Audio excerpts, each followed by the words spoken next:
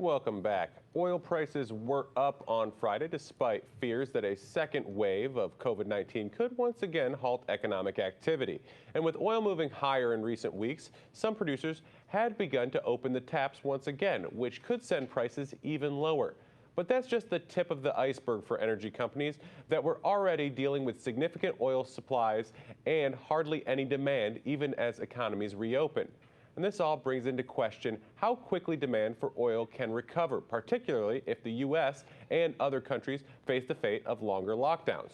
Joining us to discuss the fate of the oil industry is Rick Rule, CEO of Sprott Holdings. Rick, thank you so much for joining us. Always appreciate having you on the program.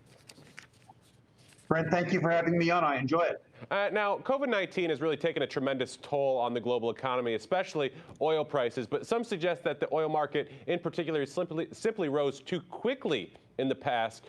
So is this sort of a correction which had been long overdue anyway?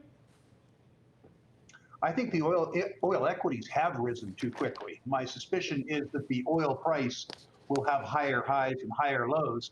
But oil is an economically dependent substance, and we've been through a 10-year economic recovery that was, of course, punctuated by this virus. My suspicion is that the economy itself will be a bit weaker for longer, which will weigh on oil prices.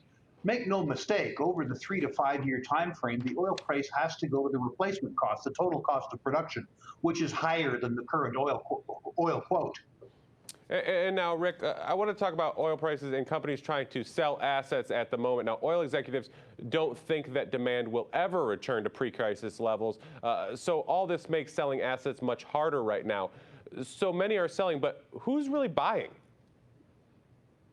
I think the companies that have reasonably low costs of capital are able to buy assets from companies that have higher cost of capital and that are, in fact, distressed sellers. Companies that have room on their balance sheets can take advantage of historically low interest rates. And those companies have the ability to see that oil must ultimately return at least to the cost of production and take advantage. Remember that the oil industry went through 10 extraordinarily generous years before they hit the circumstance that they have hit this year. So there is excess capacity and excess capacity in some companies' balance sheets, but not in the industry as a whole.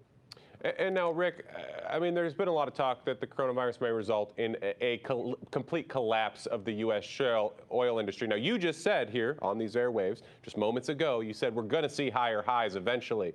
Unless oil returns to prior levels in the near term, which one is more likely to happen here? Are we likely to see oil actually get to the point where shale producers can make that money, or are we going to see some bankruptcies and maybe the end of the U.S. oil shale industry as we know it? I think the end of the U.S. oil shale industry as we know it is probably inevitable if we end up having higher interest rates.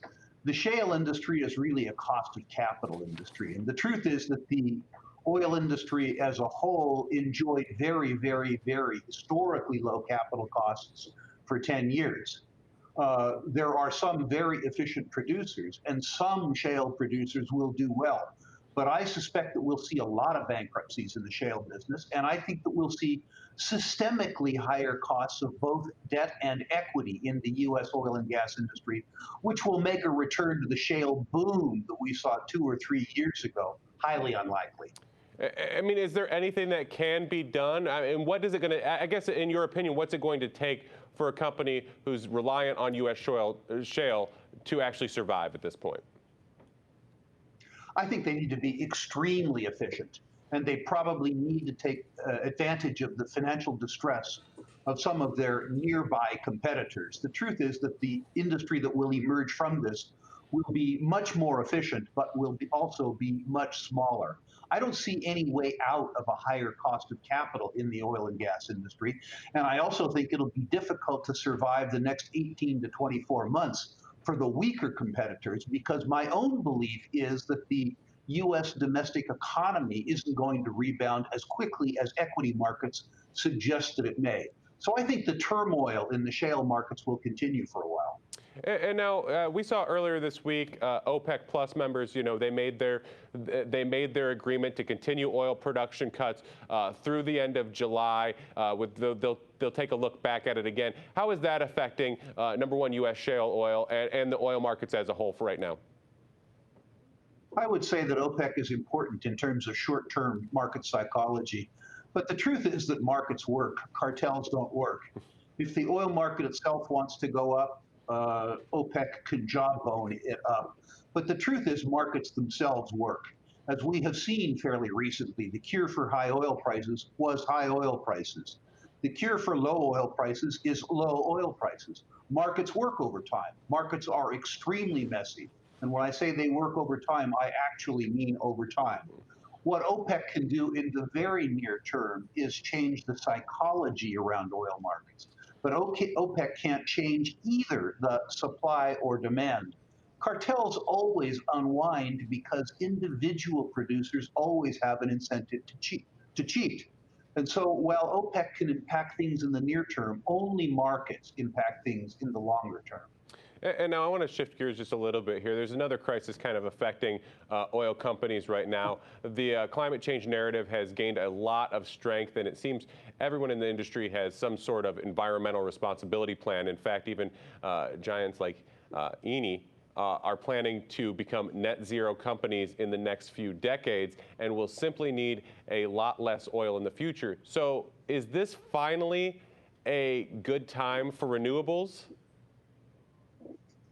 I think it can be a good time for renewables. Renewables often enjoy such astonishing political subsidies that they have a sub-zero cost of capital.